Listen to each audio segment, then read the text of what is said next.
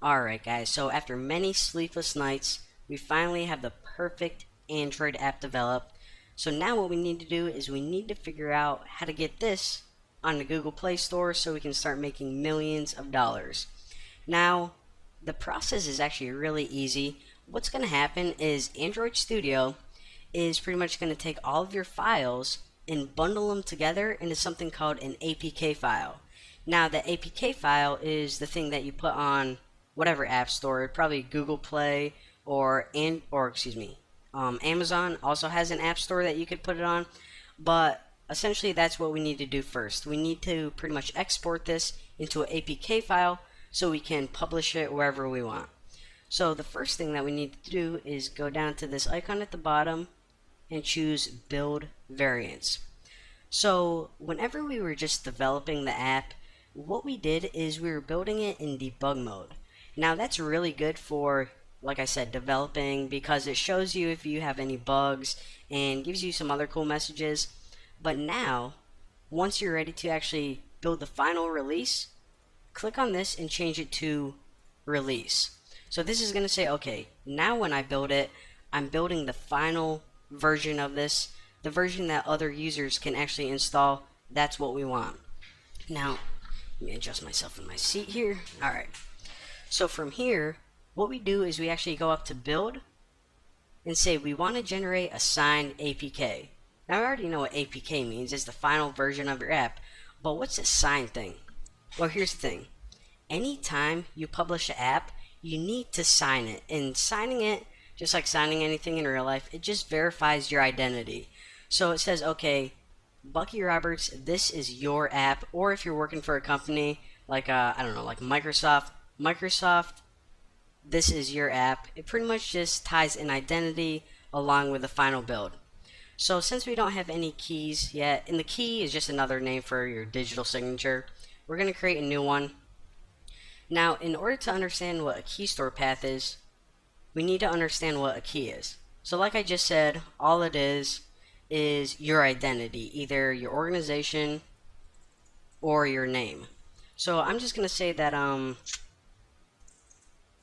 just say that this app is being developed under the New Boston.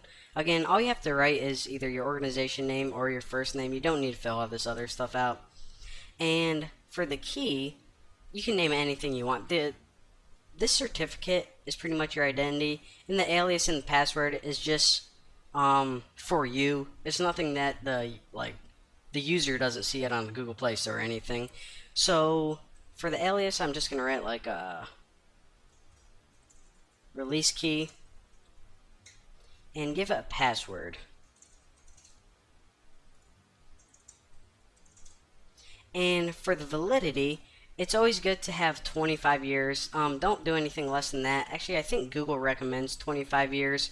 So this is pretty much setting up your identity. And remember, it's always a good idea to write down your password and your alias, because later on, if you ever want to update this app, it's going to ask for your password to verify that you are indeed the owner. So if you lose this, then you actually need to delete your app from the App Store and republish an entirely new one. So again, that's why you have to set all this up. So that's your key. So what the heck is this key store stuff? The key store is just a file that contains all of your keys, all of your signatures. So I know it's kind of weird, but hey, you have to yell at Google or whoever made Android Studio. So for the key store path, click this button right here. It says, where do you want to store the file that's going to hold all of your keys? Well, I already made a directory on my desktop called Final Apps, and you can name it anything you want. I'll just write like key store. And this file is encrypted, so if you were just trying to look at it in Notepad or something, it would like look like weird hieroglyphics. So to unencrypt it, if you just give it a password like before, and there you go. So again, once you hit OK, it's going to create a key store path, which is a special file to hold all of your keys, and it's going to create this one key, which pretty much says, okay, you are the New Boston, and to verify that later on, this is the password that you need to give me. So hit OK, and now it automatically fills out all your stuff for you, so just hit next. and just hit OK. And alright, so you're trying to build a final version, and of course, where do you want to put it? Actually, you just want to put it, no, not there by default, so I'll put it in Final Apps, and build type release, and everything else is good by default. And it really doesn't matter where you put it, but put it somewhere that you can remember and click finish. So now it's going to start building that final APK for you, and you can check the status of it down there. And when it's finished, it says sign APK generated successfully. So I'm just going to close that and I'll show you guys. So again, this is the key store file. That's my special encrypted file with all of my signatures in it.